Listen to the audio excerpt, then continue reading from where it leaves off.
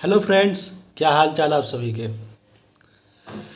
फिर से मिलते हैं हम अपने एक न्यू सेशन में।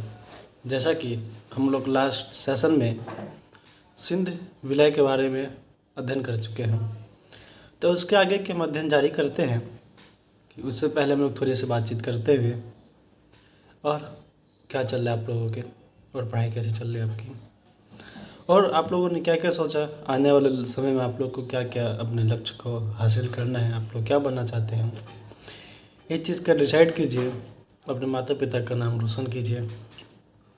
तो हम आते हैं अपने नेक्स्ट टॉपिक पे। तो my next topic is Punjab विलय। पंजाब विलय जो था वो 18वीं सदी से ही काफ़ी अस्थिर राजनीतिक रूप में रहा।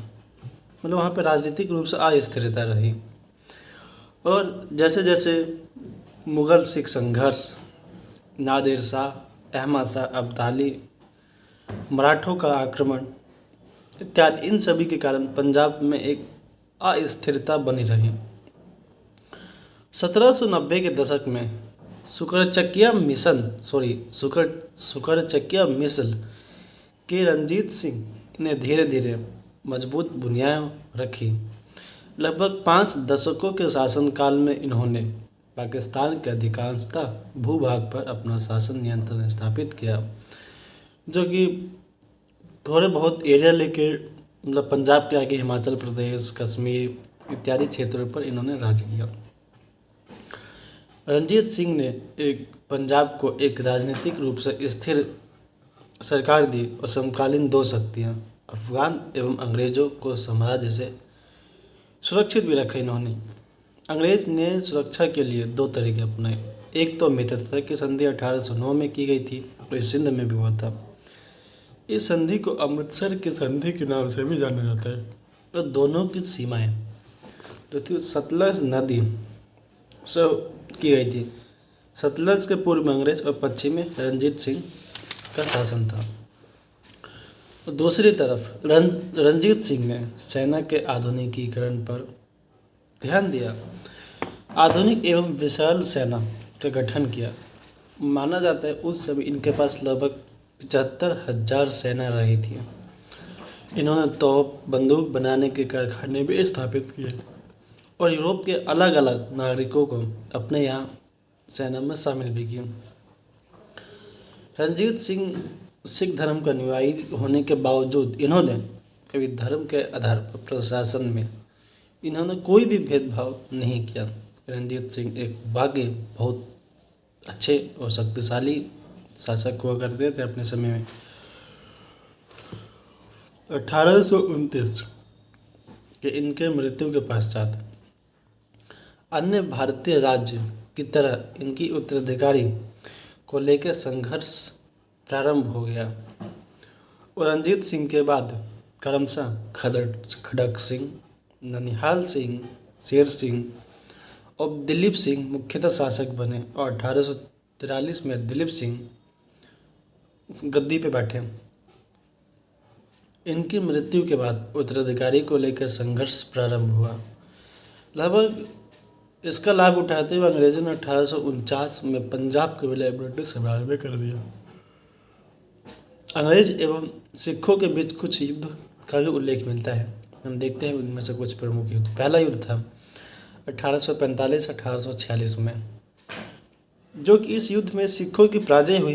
इसका मुख्य कारण था लाल सिंह एवं तेज सिंह का नामक अधिकारियों को अंग्रेजों से हाथ मिला लेना। 1846 में लाहौर की संधि के द्वारा यह युद्ध समाप्त हुआ। इसको सहायक संधि के नाम से भी जाना जाता है। 1846 में ही भैरवाल नामक स्थान पर अनुपूरक संधि की गई। एक्चुअली अनुपूरक का मतलब होता है कुछ कुछ नई बातों को जोड़ना। पहले कोई संधि हो गई हो, उसमें कुछ कुछ नई बातों को जोड़ना, उसको हम लोग एक्चुअली अनुपूरक संधि के नाम से जानते हैं। द्वितीय युद्ध 1848 से 49 मुल्तान एवं कुछ अन्य स्थानों पर सिख ने विद्रोह किया, और इसका आधार बनाते हुए पंजाब का विलय ब्रिटिश साम्राज्य में कर लिया गया। इस समय डलहौजी 1848 से लेकर 1856 तक जिसका शासनकाल रहा, दिलीप सिंह को पेंशन दिया, पढ़ने के लिए ब्रिटेन भेजा, और इनकी माँ का नाम था रानी जिंदा, जिन्होंने दिलीप सिंह को प्रशिक्षित किया, देख रेख की भी की। हम ब्रिटिश साम्राज्य के आखिरी चरण में ही अध्ययन कर रहे हैं, तो उसकी और लास्ट इसमें टॉपिक बचा है हम लोग का डलहौजी एवं साम्राज्य विस्तार। डलहौजी का शासनकाल 1848 से लेकर 1856 तक था। जब डलहौजी भारत आया तब ईस्ट इंडिया कंपनी थी, एक बड़ी शक्ति के रूप में भारत में स्थापित हो चुके थे।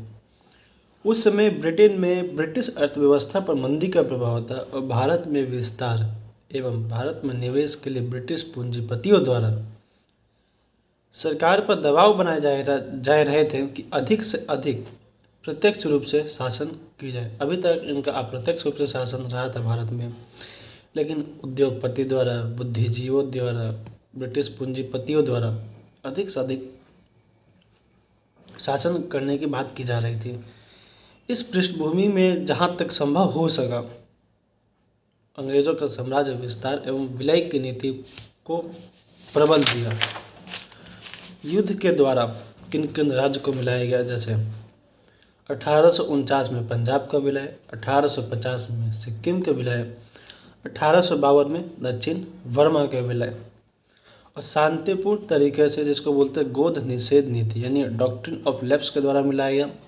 1848, झांसी 1853, नागपुर 1854 इत्यादि राज्य का विलय किया गया। जो एक शब्द यूज होगा अक्सर आप लोग किताबों में पढ़ेंगे, पीगू।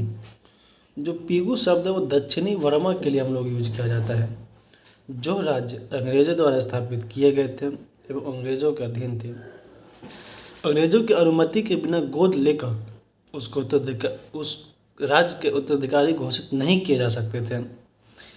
और यह नीति डलहौजी से पूर्व प्रचलित थी, लेकिन इसका सर्वाधिक उपयोग डलहौजी द्वारा किया गया। 1853 में बरार का, 1853 में निजाम पर दबाव डालकर यह क्षेत्र हासिल किया गया। 1856 में कुशासन के नाम पर अवध का विलय किया गया। बाजीराव द्वितीय की मृत्यु के पश्चात इनके दत्तक पुत्र थे। डलहौजी ने पेंशन देने से मना कर दिया, जिनके दत्तक पुत्र थे नाना साहब। इन्होंने भी 1857 की क्रांति में बढ़ चढ़ कर भाग लिया था। कर्नाटक एवं तंजौर के शासकों की उपाधि भी छीन ली गई और यहाँ तक आते आते 65% तक शासकों का प्रत्यक्ष शासन का नियंत्रण स्थापित हो गया और जो अप्रत्यक्ष शासन बचा था उसे प्रिंसली स्टेट या देशी रियासतें बोला गया। और जो 35% बचा, इन्हीं 35% का विलय भारतीय में प्रिंसली स्टेट के नाम पे सरदार वल्लभ भाई पटेल द्वारा भी किया गया था। रक्षा विदेश नीति अंग्रेजों के पास थी, अप्रत्यक्ष नियंत्रण शासकों पर भी। कुछ एक युद्ध के बारे में हम लोग और देखते हैं। 1814 से 16 के बीच नेपाल से युद्ध, नेपाल की पराजय होती है और उत्तराखंड का एक बड़ा भूभाग अंग्रेजों को नेपाल से प्राप्त हुआ। जैसे सगौली के संधि के अनुसार यह युद्ध समाप्त हुआ। थोड़ा 3 वर्मा युद्ध के बारे में देखते हैं। क्या था कि जो वर्मा था यानी आज का म्यांमार, वहाँ पे फ्रांसीसियों का दबदबा बढ़ने लगा था। वहाँ के वर्मा खेती के लिए प्रसिद्ध था, लकड़ी उत्पादन के लिए अच्छा उत्पादन हुआ करता था वर्मा में। प्रथम जो वर्मा युद्ध 1824 से लेकर 26 के बीच हुआ, वर्मा की पराजय एवं उत्तर पूर्वी भारत में वर्मा ने अपना आधिपत्य नियंत्रण का दावा करना छोड़ दिया। जो द्वितीय युद्ध था, द्वितीय वर्मा युद्ध में दक्षिणी वर्मा के भारत में विलय हो गया और 1885 में संपूर्ण वर्मा के विलय भारत में हो जाता है। जो तृतीय मराठा युद्ध हुआ था ना, उस समय हुआ करते थे लॉर्ड हेस्टिंग 1813 से लेकर 1823 तक। इन्होंने पिंडारियों के विरुद्ध अभियान किया। पिंडारियों जो कि एक लुटेरों का दल था या मराठा सैनिक अभियान में जाया करते थे, सैनिक अभियान में। और जैसा कि हम लोग अपने नेक्स्ट सेशन में अध्ययन करेंगे अंग्रेज़ों की आर्थिक नीतियाँ। जो ये चैप्टर है, ये चैप्टर मेनता यूपीएससी प्रीलिम्स और मेंस के लिए 100% इम्पोर्टेंट है। एक्चुअली ये जो टॉपिक है, हम लोग इस टॉपिक का अध्ययन ही किए थे यूपीएससी पर्पज़ के अकॉर्डिंगली। और जैसा कि आप लोग इसको अच्छे से आप लोग जानते भी होंगे क्या इस टॉपिक का इम्पोर्टेंस है यूपीएससी में। और 2017-22 का ही क्वेश्चन था यूपीएससी मेंस में कि अधिकांशतः भारतीय सैनिक वाले कंपनी की सेना संख्या में बल में अधिक भारतीय राज्य की सेना से जीतने में क्यों सफल रही। मैं तो इस बात का चर्चा कर चुका हूँ, इसका भी आंसर आपको मेरे प्रीवियस वीडियो में मिल जाएगा। एक क्वेश्चन और था कि 18वीं सदी के मध्य में भारत विखंडित राज्य की छाया से ग्रस्त है, स्पष्ट कीजिए। छाया मतलब होता है कमजोरियाँ, कि क्या क्या कमजोरियाँ रही थी। हमने भी इस बात को लेकर चुके हैं अपने उस वाले सेशन में, आप लोग देखिएगा। और हम लोग मिलते हैं अब अपने एक नेक्स्ट सेशन में। जब तक के लिए आप लोगों का धन्यवाद। जय हिंद, जय भारत।